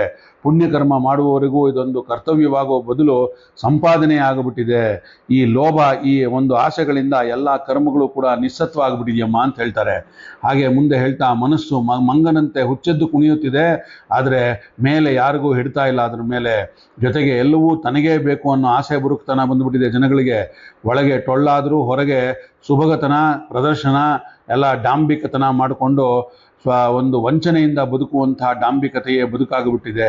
ಆಧ್ಯಾತ್ಮದ ಬಗ್ಗೆ ಏನಪ್ಪ ಅಂತಂದರೆ ಏನೂ ಗೊತ್ತಿರದ, ಆದರೆ ತಾವೇ ಎಲ್ಲ ತಿಳಿದವರು ಅಂತ ತಿಳಿದೊಂದು ಮೂರ್ಖರ ಒಡನಾಟ ಆಗಿಬಿಟ್ಟಿದೆ ಇಲ್ಲಿ. ಇದು ಕೂಡ ನಮಗೆ ಚೆನ್ನಾಗಿ ನಮ್ಮ ಅನುಭವಕ್ಕೆ ಬಂದಿದೆ. ಏನೂ ಗೊತ್ತಿಲ್ಲದೆ ಇದ್ರು ಹಾ ಹಾ ಹೋ ಹೋ ಅಂತ ಹಾರಾಟಕ್ಕೇನು ಕಡಿಮೆ ಇಲ್ಲ ಎಲ್ಲರ ಹತ್ರನೂ. ಇನ್ನು ಶಾಸ್ತ್ರಗಳ ಪಾಡು, ಅದನ್ನು ಓದುವವರು ಯಾರು, ಕೇಳೋರು ಯಾರು, ಅದನ್ನು ಹೇಳೋರು ಯಾರು, ಅದನ್ನು ಕರೆಕ್ಟಾಗಿ. ಇಂಥ ಕಲಿಯುಗದಲ್ಲಿ ಧ್ಯಾನ ಯೋಗ ಕೇಳದೆ ಒಂಥರ ಅಂತರ್ಧಾನವಾಗಿಬಿಟ್ಟಿದೆ. ಅದು ಕಣ್ಮುಚ್ಚಿ ಕುಳಿತು ಜನರನ್ನು ವಂಚನೆ ಮಾಡ್ತಾ ಡಾಂಬಿಕತೆಯ ಒಂದು ಬಕಧ್ಯಾನ ಮಾತ್ರವೇ ಈಗ ಉಳಿದಿರೋ ಅಂಥದ್ದು ಅಂತ ಹೇಳ್ತಾರೆ. ಮುಂದೆ ಹೇಳ್ತಾರೆ ಪಂಡಿತಾಸ್ತು ಕಳತ್ರೇಣ ರಮಂತೆ ಮಹಿಷಾ ಇವ ಪುತ್ರಸ್ಯೋತ್ಪಾದನೆ ದಕ್ಷ ಮೋಕ್ಷ ಸಾಧನೆ ಅಂತ ಹೇಳ್ತಾರೆ. ತಿಳಿದವರ ಬಳಿ ಹೋಗಿ ಕೇಳಿ ತಿಳ್ಕೊಳ್ಳೋಣ ಅಂದರೆ ಈ ಪಂಡಿತರ ಪಾಡು ಇನ್ನೂ ಭಯಂಕರವಾಗಿದೆ. ಅವರು ಕೋಣಗಳಂತೆ ತಮ್ಮ ಹೆಂಡತಿನ ಜೊತೆ ವಿಹರಿಸಬಲ್ಲರೇ ಹೊರತು ಕೂತು ಶಾಸ್ತ್ರವನ್ನು ಪಾಠ ಹೇಳೋದಕ್ಕೆ ಸಾಮಾನ್ಯವಾಗಿ ಯಾರೂ ಯೋಗ್ಯರೇ ಇಲ್ಲ. ಮಕ್ಕಳ ಸಂಖ್ಯೆಯನ್ನು ಬರೀ ಹೆಚ್ಚನೆ ಮಾಡ್ಕೋಬಲ್ಲರು ಅಷ್ಟೇನೆ. ಅವರು ಮೋಕ್ಷಕ್ಕೆ ವಿಳಾಸ ತಿಳಿಸಿ ಅಂದರೆ ಅವ್ರಿಗಾದರೂ ಎಲ್ಲಿ ಗೊತ್ತಿದೆ, ಗಾಬರಿಗೊಂಡು ಬಿಡ್ತಾರೆ. ಹಾಗಾಗಿ ಕಾಲದ ಬಗ್ಗೆ ನಾರದರ ಟೀಕೆ ಹೀಗೆ ತೀಕ್ಷ್ಣವಾಗಿ ಸಾಕ್ತಾ ಇರುತ್ತೆ. ಆದರೂ ಕೃಷ್ಣ ಮಹಿಮೆಯ ಬಲದಿಂದ ನಾನು ನಿನ್ನನ್ನು ಮೆರೆಸುತ್ತೇನೆ, ಹೆದರಬೇಡ ಅಂತ ಆಶ್ವಾಸನೆಯನ್ನು ಕೊಟ್ಟು ಭಕ್ತಿ ಎನ್ನುವಂಥ ಮಹಿಳೆಯನ್ನು ಸಂತೈಸ ಮಾಡ್ತಾರೆ. ಕಲವು ಭಕ್ತಿ ಭಕ್ತಿಯ ಕೃಷ್ಣ ಪುರಸ್ಥಿತ ಅಂತ ಹೇಳ್ತಾರೆ. ಕಲಿಯುಗದಲ್ಲಿ ಭಕ್ತಿಯೊಂದೇ ಭಗವಂತನ ಅನುಗ್ರಹಕ್ಕೆ ದಾರಿಯಮ್ಮ. ಭಕ್ತಿಯಿಂದ ಕೃಷ್ಣ ಅಂತ ಕರೆದರೆ ಭಗವಂತ ಎದುರು ಬಂದು ನಿಂತು ಬಿಡ್ತಾನೆ. ನಾರದರ ಮಾತಿನಿಂದ ಭಕ್ತಿ ಕನ್ಯೆಗೆ ಇನ್ನಷ್ಟು ಭರವಸೆ ಮೂಡುತ್ತೆ. ಆಕೆ ಮೈಕೈ ತುಂಬಿಕೊಂಡು ಇನ್ನಷ್ಟು ತರುಣಿಯಾಗಿ ಕಾಣ್ತಾಳೆ. ಅಲ್ಲಿಂದ ಮುಂದೆ ಆ ಇಬ್ಬರು ಮಕ್ಕಳು ಮಾತ್ರ ಅವರು ಮುದುಕರಾಗಿ ಹಂಗೆ ಬಿದ್ದಿದ್ದಾರೆ. ಇನ್ನೂ ನಾರದರು ಯಾವ ತಂತ್ರವೂ ಅವರ ಮೇಲೆ ಒಂದು ಹೊಸ ಹರಿಯನ್ನು ನೀಡಲಿಲ್ಲ, ಯಾವ ಒಂದು ಕೆಲಸವೂ ಮಾಡಲಿಲ್ಲ, ಅವರಿಗೆ ಯಶಸ್ವಿ ಆಗಲಿಲ್ಲ. ವೇದ ಉಪನಿಷತ್ತುಗಳ ಸಾರವನ್ನೆಲ್ಲ ಉಪದೇಶ ಮಾಡಿದ್ದಾಯ್ತು ಅವರು. ಅವು ಎದ್ದು ನಿಲ್ಲಲೇ ಇಲ್ಲ. ಮೆಲ್ಲನೆ ಸ್ವಲ್ಪ ಕಣ್ತೆರೆದ್ರು ಮತ್ತೆ ಮಲಗಿದ್ವು ಆ ಎರಡೂ ಕೂಡ. ನಾರದರು ಚಿಂತಾಕುಲರಾಗಿ ಬದರಿಗೆ ಬರ್ತಾರೆ. ಅಲ್ಲಿಂದ ಬಂದು ಅಲ್ಲಿ ಸನಕಾದಿಗಳನ್ನು ಭೇಟಿ ಮಾಡ್ತಾರೆ. ಅಲ್ಲಿ ನಾರದರು ತಾವು ಕಂಡ ವಿಚಿತ್ರ ದೃಶ್ಯವನ್ನ ಆ ಋಷಿಗಳ ಮುಂದೆ ಇಡ್ತಾರೆ, ತೋಡ್ಕೋತಾರೆ. ಅವರ ಸಮಸ್ಯೆಗೆ ಪರಿಹಾರ ಹೇಳ್ತಾರೆ. ಏನಪ್ಪಾ ಅಂದ್ರೆ ಭಾಗವತ ಅಧ್ಯಯನ ನಡೆಯಲಿ ನಾರದರೆ, ಜ್ಞಾನ ವೈರಾಗ್ಯಗಳು ಮತ್ತೆ ತಾರುಣ್ಯ ತುಂಬಿ ನಿಲ್ಲುತ್ತೆ ಅಂತ ಹೇಳ್ತಾರೆ. ನೋಡಿ ಎಂಥ ಮಾತಿದು ಅಂತ ಹೇಳುವಂಥದ್ದು. ಈಗ ನಾರದರಿಗೆ ಆಶ್ಚರ್ಯ ಆಗತ್ತೆ. ವೇದಾದಿಗಳಿಗಿಂತಲೂ ಏಳದಂಥವರು ಭಾಗವತ ಶ್ರವಣದಿಂದ ಏಳೋದು ಅಂದ್ರೆ ಏನರ್ಥ ಅಂತ ಹೇಳಿ ಅವ್ರಿಗೆ ಆಶ್ಚರ್ಯವಾಗಿಬಿಡುತ್ತೆ. ಭಾಗವತದಲ್ಲಿರುವ ಅಂಥ ಮಹತ್ವವಾದರೂ ಏನು ಅಂತ ಕೇಳ್ತಾರೆ ಸನಕಾದಿಗಳನ್ನ. ಆಗ ಅವ್ರು ಹೇಳ್ತಾರೆ, ಸ್ವಿವಾದಿ ಮಧ್ಯಾಂತಂ ಶರ್ಕರ ವ್ಯಾಪತಿಷ್ಠತಃ ಪೃಥಗ್ಭೂತಾತು ಸಾ ಮಿಷ್ಠಾ ತಥಾ ಭಾಗವತಿ ಕಥಾ ಶ್ರೀಮದ್ ಭಾಗವತಂ ನಾಮಪುರಾಣಂ ರಸ ಏವ ಹಿ ಭಕ್ತಿಜ್ಞಾನ ವಿರಾಗಾಣಂ ಸೌಖ್ಯವ್ಯೈವ ಪ್ರಕಾಶಿತಂ ಅಂತ ಹೇಳ್ತಾರೆ. ಕಬ್ಬಿನ ಜಿಲ್ಲೆ ಸಿಹಿಯಾಗಿದೆ ನಿಜ, ಆದರೆ ಅದರ ತೊಗಟೆ ಜಿಗಿದು ನೋಡಿ ತಿನ್ನಬೇಕು ಹೊರತು ಎಲ್ಲೆಡೆಯೂ ಸಿಹಿ ತುಂಬಿದ್ರೂ ಜಗಿದು ತಿಂದರೆ ಸಿಹಿ ಅನುಭವ ಆಗತ್ತೆ. ಆದರೆ ಅದನ್ನು ಹಂಗೆ ಬಿಟ್ಟಿದ್ರೆ ಗೊತ್ತಾಗಲ್ಲ ನಮಗೆ. ಅದರಿಂದಲೇ ಮಾಡಿದ ಕಲ್ಲು ಸಕ್ಕರೆ ಹಾಗಲ್ಲ, ಬಾಯಿಗೆ ಹಾಕಿಕೊಂಡ್ರೆ ಸಾಕು ರಸಪಾಕ ಅದು. ಇದಾದರೆ ಕಬ್ಬು ಅಗದು ತಿನ್ನಬೇಕು, ಸ್ವಲ್ಪ ಶ್ರಮ ಇದೆ ಅದಕ್ಕೆ. ವೇದಗಳು ಆ ಥರ ಅಂತ ಹೇಳ್ತಾರೆ. ಕಲ್ಲು ಸಕ್ಕರೆ ಅದರಿಂದಲೇ ಮಾಡಿರೋಂಥ ಉತ್ಪನ್ನ ಇದು, ಆದರೆ ಬಾಯಿಗೆ ಹಾಕೊಂಡ ತಕ್ಷಣ ಸಿಹಿಯಾಗಿ ಕರಗೋಗತ್ತೆ, ರಸಪಾಕ ಅದು. ಯಾವ ಶ್ರಮವೂ ಬೇಕಾಗಿಲ್ಲಪ್ಪ. ಹಾಗೇನೆ ಭಾಗವತ ಕಲ್ಲು ಸಕ್ಕರೆ ಅಂತೆ, ಎಲ್ಲಿ ಸವಿದರೂ ರಸಗಟ್ಟಿ ಅದು ಅಂತ ಹೇಳ್ತಾರೆ. ಅದನ್ನೇ ದಾಸರು ಹೇಳಿದ್ರು, ಕಲ್ಲು ಸಕ್ಕರೆ ಕೊಳ್ಳಿರೋ ನೀವೆಲ್ಲರೂ ಕಲ್ಲು ಸಕ್ಕರೆ ಕೊಳ್ಳಿರೋ ಅಂತ ಹೇಳಿದ್ ಮರಿಬಾರ್ದು. ದಾಸ ಸಾಹಿತ್ಯ ಬೇರೆ ಅಲ್ಲ, ವ್ಯಾಸ ಸಾಹಿತ್ಯ ಬೇರೆ ಅಲ್ಲ. ಈಗ ಭಾಗವತ ಪುರಾಣ ಅಂದರೆ ಬರೀ ರಸವೇ ರಸ, ಎಲ್ಲಿ ನೋಡಿದ್ರೂ ಅಲ್ಲಿ ರಸ. ಈ ಹಣ್ಣಿನ ಅಲ್ಲಿ ಸಿಪ್ಪೆಯೇ ಇಲ್ಲ ಅಂತ ಹೇಳ್ತಾರೆ ತಿಳಿದಂಥವ್ರು. ಬರೀ ರಸಗವಳ ಇದು. ಭಕ್ತಿಯ ಹೆಣ್ಣು ಮತ್ತು ಆಕೆಯ ಮಕ್ಕಳಾದ ಜ್ಞಾನ ವೈರಾಗ್ಯಗಳ ಸೌಖ್ಯಕ್ಕಾಗಿ ಇದನ್ನು ರಚಿಸಲಾಗಿದೆ ಅಂದ ಮೇಲೆ ಈ ಒಂದು ತರುಣಿಯ ಮುದಿ ಮಕ್ಕಳನ್ನು ಮತ್ತೆ ತರುಣನಾಗಿ ಮಾಡಲು ಭಾಗವತ ಒಂದೇ ಮದ್ದು ಅಂತ ತಿಳ್ಕೊಳ್ತಾರೆ ನಾರದರು. ಸರಿ, ನಾರದರ ಕೇಳಿಕೆಯಂತೆ ಸನತ್ ಕುಮಾರಾದಿಗಳು ಬಂದು ಗಂಗಾದ್ವಾರದಲ್ಲಿ ಕೂತು ಪ್ರವಚನ ಮಾಡ್ತಾರೆ. ಆ ಒಂದು ಭಕ್ತಿ ವೈರಾಗ್ಯಗಳ ಮುಂದೆ ಆ ಭಾಗವತ ಪ್ರವಚನವನ್ನು ಕೇಳಿದಂತಹ ಭಕ್ತಿಯ ಮಕ್ಕಳು ಜ್ಞಾನ ಮತ್ತು ವೈರಾಗ್ಯಗಳು ಕಣ್ತೆರೆಯುತ್ತವೆ, ಹರೆಯ ತುಂಬಿ ಎದ್ದು ನಿಲ್ತಾರೆ. ಹೀಗೆ ತರುಣಿ ತಾಯಿ ಮುದಿ ಮಕ್ಕಳನ್ನ ಮತ್ತೆ ತರುಣನನ್ನಾಗಿ ಮಾಡಿದ್ದು ಭಾಗವತ ಹಿರಿಯ ಪವಾಡ ಇದು ಅಂತ ತಿಳ್ಕೊಳ್ಬೇಕಾಗತ್ತೆ. ನೋಡಿ, ಎಂಥ ಒಂದು ಕಥೆ ಬಂದ್ರೂ ಇದ್ರ ಹಿಂದೆ ಇರುವಂಥ ಅರ್ಥವನ್ನು ನಾವು ತಿಳ್ಕೊಳ್ಬೇಕಾಗತ್ತೆ. ಭಾಗವತ ಶ್ರವಣ ಪಠನಗಳಿಂದಾಗಿ ಕಲಿಯುಗದಲ್ಲೂ ಈ ಒಂದು ನೆಲದಲ್ಲಿ ಭಕ್ತಿ ಜ್ಞಾನ ವೈರಾಗ್ಯಗಳು ಉಳಿಯುವಂಥದ್ದು ಸಾಧ್ಯವಾಗಿದೆ. ಹಾಗಾಗಿ ನಾರದರು ಗಂಗಾದ್ವಾರದಲ್ಲಿ 1 ವಾರ ಭಾಗವತ ಪ್ರವಚನವನ್ನು ನಡೆಸಿದ್ದಾರೆ. ಪರೀಕ್ಷಿತನು ಕೂಡ ಶುಕಾಚಾರ್ಯರಿಂದ 1 ವಾರ ಭಾಗವತ ಪ್ರವಚನ ಕೇಳಿದ್ದಾನೆ. ಇದರಿಂದಲೇ ಇದು ಮುಂದೆ ಭಾಗವತ ಸಪ್ತಾಹ ಅಂತಲೇ ಬಳಕೆಗೆ ಬಂದುಬಿಟ್ಟಿದೆ.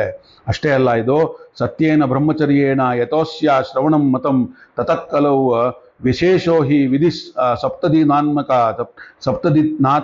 ಅಂತ ಹೇಳ್ತಾರೆ. ಅಂದರೆ ಭಾಗವತ ಪುರಾಣವನ್ನು ಕೇಳುವವನಿಗೆ ಹೇಳುವವನಿಗೆ ಒಂದು ಬಗೆಯ ವ್ರತನಿಷ್ಠೆ ಇರಬೇಕು. ಆ ಸಮಯದಲ್ಲಿ ಸುಳ್ಳಾಡಬಾರದು, ಕಾಮದ ಚಾಪಲಕ್ಕೆ ಬಲಿಯಾಗಬಾರದು. ಈ ಜಿಹ್ವೋಪಸ್ಥಯ ಜಯಗಳನ್ನು ಮಾಡಬೇಕು. ಉಪಸ್ಥ ಜಯಗಳನ್ನು ಮುಖ್ಯವಾಗಿ ಮಾಡಬೇಕಾಗಿರುವಂಥದ್ದು ಕಷ್ಟದ ಕೆಲಸ ಅದು. ಆದ್ರೂ ಇದನ್ನು ಮಾಡಲೇಬೇಕಾದಂಥದ್ದು ಭಾಗವತ ಶ್ರವಣ ಮನನ ಮಾಡುವಾಗ. ಅದರಿಂದ ಅನುದಿನ ಅಲ್ಲದಿದ್ದರೂ ಕನಿಷ್ಠ 7 ದಿನಗಳ ಕಾಲದವರೆಗೂ ಈ ಮಾತಿಗೆ, ಈ ಒಂದು ಕಾಮಕ್ಕೆ ವಿಶ್ರಾಂತಿಯನ್ನು ನೀಡಿ ಭಾಗವತ ಕೇಳಬೇಕು ಅನ್ನೋದು ಮಾತು ಬಂದಿದೆ. ಹೀಗೆ ಇಂದ್ರಿಯ ಜಯ ದುರ್ಬಲವಾದಂಥ ಈ ಕಲಿಯುಗದಲ್ಲಿ ಭಾಗವತ ಸಪ್ತಾಹಕ್ಕೆ ವಿಶೇಷ ಮಹತ್ವ ಬಂದಿರುವಂಥದ್ದು. ಹೀಗೆ ನಿಷ್ಠೆಯಿಂದ ಶ್ರದ್ಧೆಯಿಂದ ಭಾಗವತವನ್ನು ಕೇಳಿದ್ರೆ ಫಲ ಏನು ಅಂತ ಕೇಳಿದ್ರೆ ಅದಕ್ಕೆ ಉತ್ತರ ಭಾಗವತವೇ ಕೊಡುತ್ತೆ. ಭಿದ್ಯತೆ ಹೃದಯ ಗ್ರಂಥಿಶ್ಚದ್ಯಂತೆ ಸರ್ವ ಸಂಶಯ ಕ್ಷೀಯಂತೆ ಚಾಸ್ಯ ಕರ್ಮಾಣಿ ಶ್ರೀಮದ್ ಭಾಗವತೆ ಶ್ರುತೆ ಅಂತ ಹೇಳುತ್ತೆ. ಏನಂದ್ರೆ ನಮ್ಮ ಹೃದಯದಲ್ಲಿ ಮಡುಗಟ್ಟಿದ ಅಜ್ಞಾನವನ್ನು ಕಟ್ಟು ಹರಿದು ಹೋಗುತ್ತದೆ, ಬಗೆಯೊಳಗೆ ತಿಳಿವಿನ ಬೆಳಕು ತುಂಬಿಕೊಳ್ಳುತ್ತೆ. ಎಂದಿನಿಂದ ಕಾಡುತ್ತಿರದೆಲ್ಲ ಬಗೆಯ ಸಂಶಯಗಳು ಪರಿಹಾರಗೊಳ್ಳುತ್ತವೆ. ಹೆಚ್ಚಾಕಪ್ಪ, ಕರ್ಮಬಂಧನದ ಕಟ್ಟೆ ಕಡಿದು ಹೋಗುತ್ತೆ. ಸಾಧಕನು ಅಮೃತತ್ವದ ದಾರಿಗೆ ಪಥಿಕನಾಗಿ ಮುಂದೆ ಸಾಗುತ್ತಾ ಇರ್ತಾನೆ. ಇದು ಭಾಗವತ ಶ್ರವಣದ ಫಲ. ಹಿರಿಯರಿಗೆ ಭಾಗವತ ಅಂದರೆ ಇಂಥ ಗೌರವ. ಯಾರಿಗೆ ಏನು ಬೇಕೋ ಅದು ಸಿಗುತ್ತೆ. ಬಂಗಾರದ ಗಟ್ಟಿ ಇದು ಭಾಗವತ. ನಿನಗೆ ಹಣ ಬೇಕಾ, ಮನೆ ಬೇಕಾ, ಎಲ್ಲವೂ ಸಿಗುತ್ತೆ. ಮೋಕ್ಷ ಸಾಧನೆವರೆಗೂ ಸಿಗುತ್ತೆ ಭಾಗವತದಲ್ಲಿ. ಅಷ್ಟೇ ಯಾಕಪ್ಪ, ಎಲ್ಲದಕ್ಕಿಂತ ಇಂಪಾರ್ಟೆಂಟ್ ಆಗಿರುವಂಥದ್ದು ಒಂದು ಸಿಗುತ್ತೆ ಅಂತಾರೆ ಸುಖಮುನಿಗಳು. ಏನದು ಅಂದರೆ, ನೀನು ಭಾಗವತವನ್ನು ಶ್ರದ್ಧೆಯಿಂದ ಕೇಳಿದ್ರೆ, ಓದಿದ್ರೆ, ಭಗವಂತ ಖುದ್ದಾಗಿ ಬಂದು ನಿನ್ನ ಹೃದಯದಲ್ಲಿ ಎಂದಿಗೂ ಕಾಣೋ ಥರ ನೆಲೆಸಿಬಿಡ್ತಾನಪ್ಪ. ಇದಕ್ಕಿಂತ ಬೇರೆ ಬೇಕಾ ಭಾಗವತದ ಪ್ರಯೋಜನ ಅಂತ ಕೇಳ್ತಾರೆ. ಹಾಗೆ ಇದು ಅತ್ಯಂತ ಒಂದು ಸುಂದರವಾದಂತಹ ಮೋಕ್ಷ ಸಾಧನೆಗೆ ಬೇಕಾದಂತಹ ಭಾಗವತ ಇದು. ಇದನ್ನು ನಾವು ಕೇಳಲಿಕ್ಕೆ ಶುರು ಮಾಡಿದ್ದೇವೆ. ಭಗವದ್ ಅನುಗ್ರಹದಿಂದ, ಗುರುಗಳಾದ ಬನ್ನಂಜೆ ಗುರು ಗೋವಿಂದಾಚಾರ್ಯರ ಅನುಗ್ರಹದಿಂದ ಕೇಳ್ತಾ ಇದ್ದೇವೆ. ನೋಡ್ತಾ ಹೋಗೋಣಂತೆ ಮುಂದೆ. 18 ಪುರಾಣಗಳ ಸಾರ 18,000. ಅದರಿಂದ ಭಾಗವತ ಬಯಸಿದ್ದನ್ನು ಕೊಡಬಲ್ಲದ್ದು ಅಂತ. ಆದರೆ ಭಾಗವತದ ಮುಂದೆ ಬಯಕೆಗಳನ್ನು ಪಟ್ಟಿಯನ್ನು ನಾವು ಇಡಬಾರದು, ಅದು ಒಂದು ಕ್ಷುದ್ರತನವಾಗಿಬಿಡುತ್ತೆ.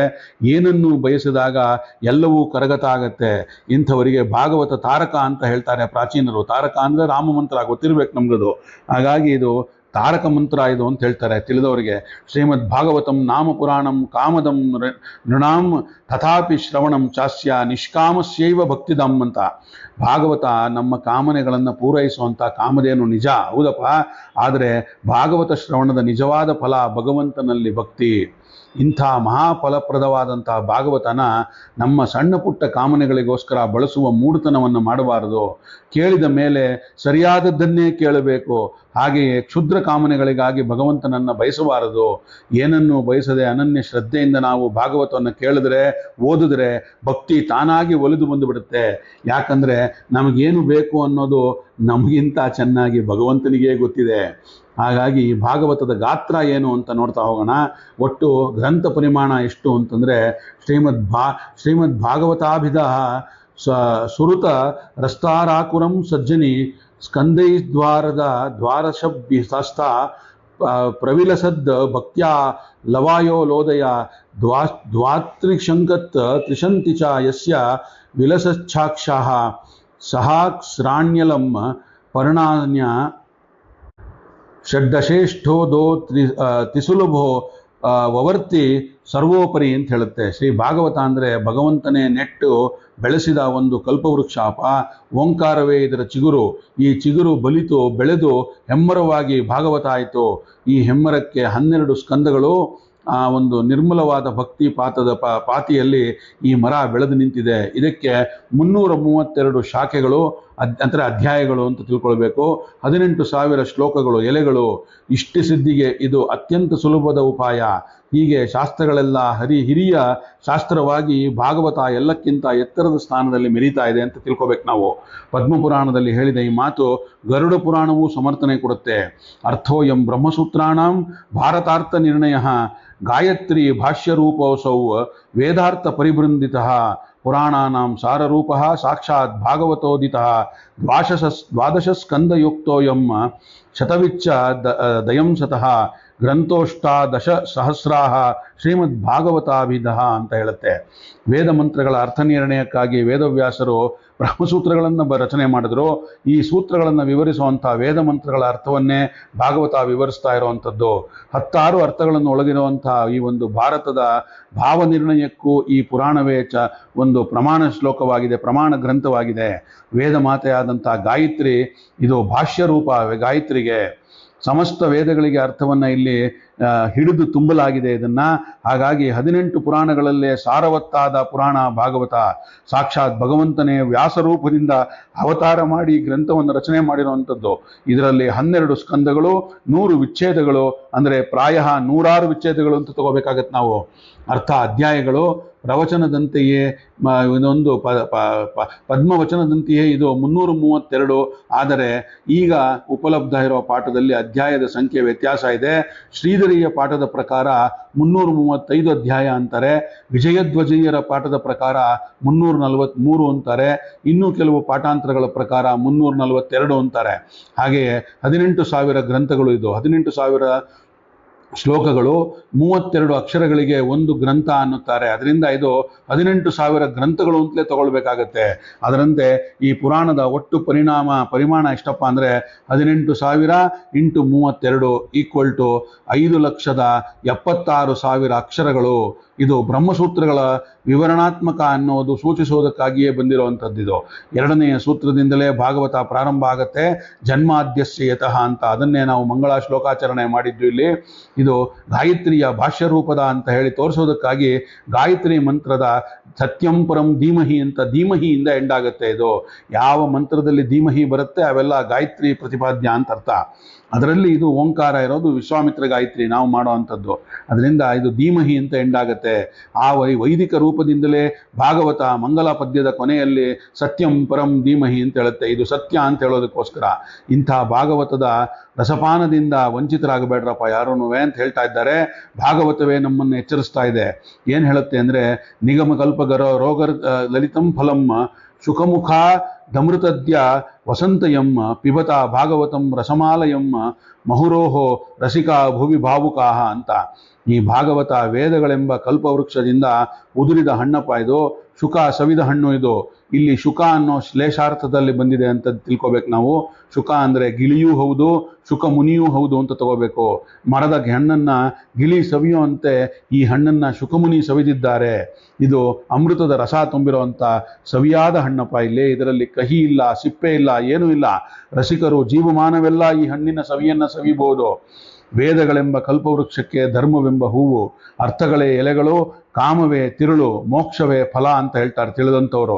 ಅಂಥ ಫಲವನ್ನೀಯುವಂಥದ್ದು ಭಾಗವತ ಅನ್ನೋದನ್ನು ನಾವು ತಿಳ್ಕೊಳ್ಬೇಕು. ಅಲ್ಲಿಂದ ಮುಂದೆ ನೈಮಿಷಾರಣ್ಯಕ್ಕೆ ಬರ್ತಾರೆ. ನೈಮಿಷಾರಣ್ಯದಲ್ಲಿ ಏನಾಗುತ್ತೆ ಅನ್ನೋದನ್ನು ಶುಕಮುನಿಗಳು, ಆ ಶೌನಕಾದಿಗಳು ಏನು ಹೇಳ್ತಾರೆ ಅದನ್ನೆಲ್ಲ ನಾಳೆ ಸಿಕ್ಕಾಗ ನೋಡೋಣ ಅಂತ ಹೇಳ್ತಾ ಇವತ್ತಿನ ಈ ಒಂದು ಭಾಗವತ ಚಿಂತನವನ್ನು ಇವತ್ತು ಇಲ್ಲಿ ಉಪಸಂಹಾರ ಮಾಡಿ, ಮೊದಲನೇ ದಿನದ್ದು ನನ್ನ ಗುರುಗಳಾದ ಬನ್ನಂಜೆ ಅವರಿಗೆ ಹಾಗೂ ಅವರ ಅಂತರ್ಯಾಮಿಯಾದ ಶ್ರೀಮದ್ ಆಚಾರ್ಯರು ಮತ್ತು ಕೃಷ್ಣ ಪರಮಾತ್ಮನ ಪಾದಗಳಿಗೆ ಅರ್ಪಿಸಿ ನಾವು ಕೃತಾರ್ಥರಾಗೋಣ. ಎಲ್ಲರೂ ಶ್ರೀಕೃಷ್ಣಾರ್ಪಣಮಸ್ತು. ಸರ್ವೇ ಸಜ್ಜನ ಸುಖಿನೋ ಭವಂತು.